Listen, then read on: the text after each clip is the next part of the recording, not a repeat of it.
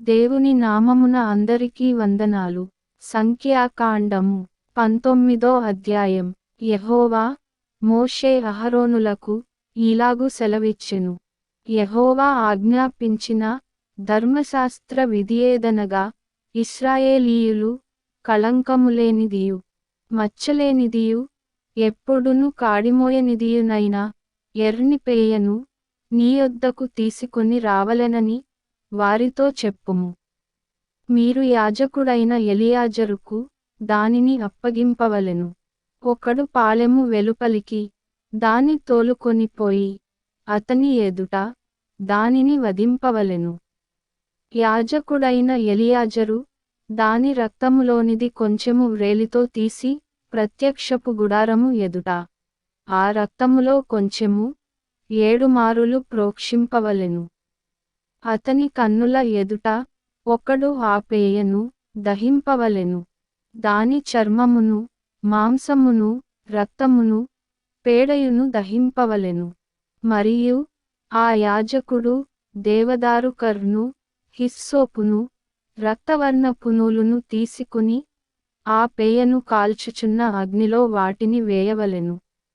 అప్పుడు ఆ యాజకుడు తన బట్టలు ఉదుకుకొని నీళ్లతో శిరస్నానము చేసిన తరువాత పాళెములో ప్రవేశించి సాయంకాలము వరకు అపవిత్రుడయ్యుండును. దాని దహించిన వాడు నీళ్లతో తన బట్టలు ఉదుకుకొని నీళ్లతో శిరస్నానము చేసి సాయంకాలము వరకు అపవిత్రుడయ్యుండును. మరియు పవిత్రుడైన ఒకడు ఆ పేయ యొక్క భస్మమును పోగుచేసి పాళెము వెలుపలను పవిత్ర స్థలమందు ఉంచవలెను. పాపపరిహార జలముగా ఇశ్రాయేలీయుల సమాజమునకు దాని భద్రము చేయవలెను. అది పాపపరిహారార్థ బలి.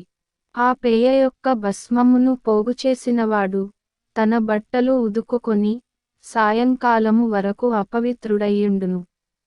ఇది ఇశ్రాయేలీయులకును వారిలో నివసించు పరదేశులకును నిత్యమైన కట్టడ. ఏ నరశవమునైనను ముట్టిన వాడు 7 దినములు అపవిత్రుడయ్యుండును. అతడు 3వ దినమున ఆ జలముతో పాపశుద్ధి చేసుకొని 7వ దినమున పవిత్రుడగును. అయితే వాడు 3వ దినమున పాపశుద్ధి చేసుకొనని ఎడల 7వ దినమున పవిత్రుడు కాడు. నరశవమును ముట్టినవాడు అట్లు పాపశుద్ధి చేసుకొనని ఎడల వాడు యెహోవా మందిరమును అపవిత్రపరచువాడగును. ఆ మనుష్యుడు ఇశ్రాయేలీయులలో నుండి కొట్టివేయబడును. పాపపరిహార జలము వానిమీద ప్రోక్షింపబడలేదు గనుక వాడు అపవిత్రుడు. వాని అపవిత్రత ఇంక వానికుండును. ఒకడు ఒక గుడారములో చచ్చిన ఎడల దానిగూర్చిన విధి ఇది. ఆ గుడారములో ప్రవేశించు ప్రతివాడును ఆ గుడారములో నున్నది యావత్తును 7 దినములు అపవిత్రముగా నుండును. మూత వేయబడక తెరచియున్న ప్రతి పాత్రయు అపవిత్రమగును.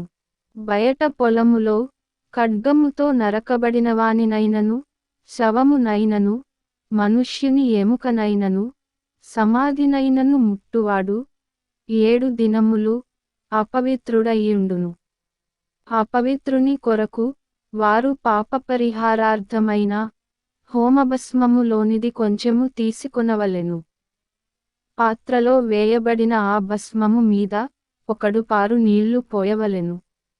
తరువాత పవిత్రుడైన ఒకడు హిస్సోపు తీసుకొని ఆ నీళ్లలో ముంచి ఆ గుడారము మీదను దానిలోని సమస్తమైన ఉపకరణముల మీదను అక్కడనున్న మనుష్యుల మీదను ఎముకనే గాని నరకబడిన వానినే గాని శవమునే గాని సమాధినే గాని ముట్టిన వాని మీదను దానిని ప్రోక్షింపవలెను. 3వ దినమున 7వ దినమున పవిత్రుడు అపవిత్రుని మీద దానిని ప్రోక్షింపవలెను. 7వ దినమున వాడు పాపశుద్ధి చేసుకొని తన బట్టలు ఉదుకుకొని నీళ్లతో స్నానము చేసి సాయంకాలమున పవిత్రుడగును. అపవిత్రుడు పాపశుద్ధి చేసుకొనని ఎడల అట్టి మనుష్యుడు సమాజములో నుండి కొట్టివేయబడును.